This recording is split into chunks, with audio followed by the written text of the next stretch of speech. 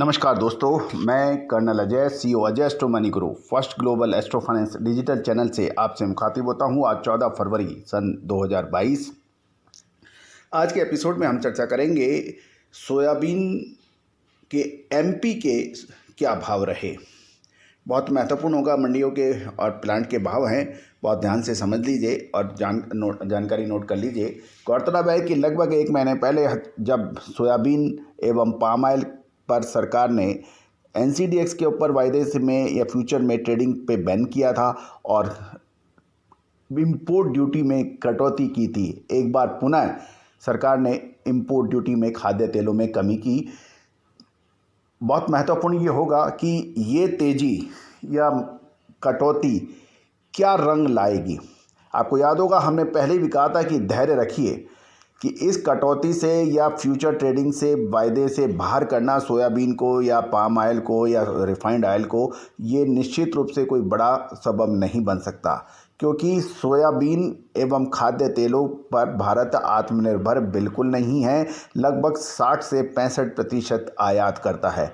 अंतर्राष्ट्रीय बाज़ारों में जब तक इनके भाव कमज़ोर नहीं होंगे, स्पॉट प्राइसेस के अंदर कमज़ोरी की संभावनाएं बहुत मुश्किल होगी।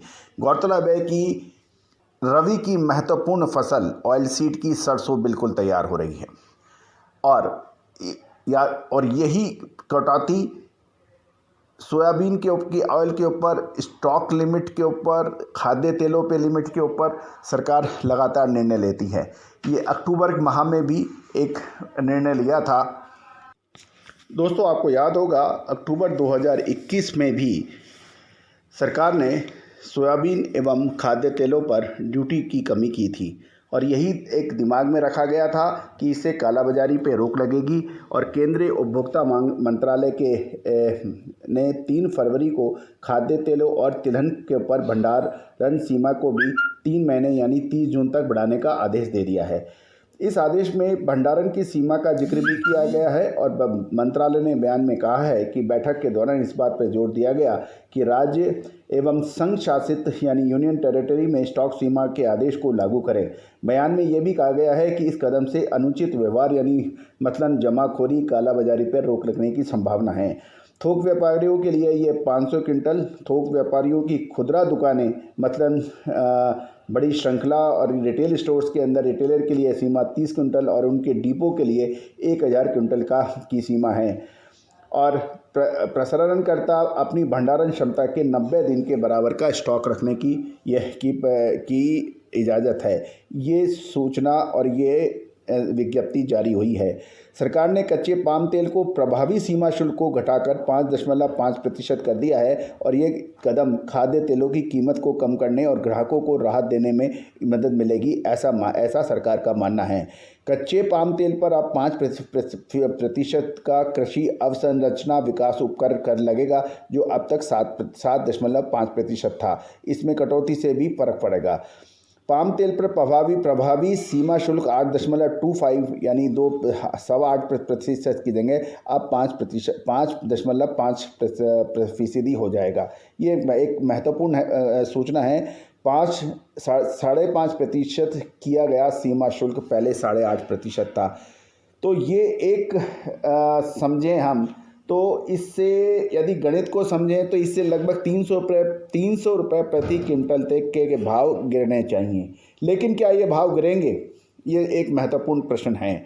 और इसके अंदर क्या भावों के अंदर क्या रहेगा आने वाले एक महीने के अंदर सोयाबीन और सरसों के भावों के ऊपर हमारी विशेष रिपोर्ट के लिए आप संपर्क कर सकते हैं। गौरतलब है कि अक्टूबर महीने के अंदर भी हमने आपको धैर्य रखने के लिए कहा था और ज़बरदस्त तेज़ी सोयाबीन में उसके बाद देखी गई। और एक महीने पहले भी जब हमने चर्चा की थी, उस वक्त भी आप देखिए, उसके बाद भी 1020 का सोया ऑयल 1300 से ऊपर बिका ये एक महीने में। इसकी अग्रिम सूचना विश्लेषण हमने आपको दिया था। क्या अब बाज़ारों में अब फिर दोबारा बड़ी तेज़ी आएगी या इन भावों पर जिन्होंने ख़रीद लिया है उनको बड़ा नुकसान होकर बाज़ारों में गिरावट होगी? ये एक महत्वपूर्ण प्रश्न है और इसका जवाब और सिर्फ फाइनेंशियल एस्ट्रोलॉजी और फंडामेंटल एनालिसिस के संयुक्त प्रयासों से जो हम आप तक प्रस्तुत करते हैं और हमारा पिछला आकलन विश्लेषण अभी तक सही गया है।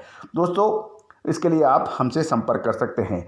आज एमपी सोया के जो भाव हैं मध्य प्रदेश के, देवास लक्ष्मी 6,900 के भाव बताए जा रहे हैं, मित्तल 7,001 का भाव है और महाकाली 6,900 के भाव हैं, प्रेस्टीज 6,900 के 50 के भाव हैं और करती 6,6850, रामा 6,900 और नीमच धन का 7,050 के भाव बताए जा रहे हैं।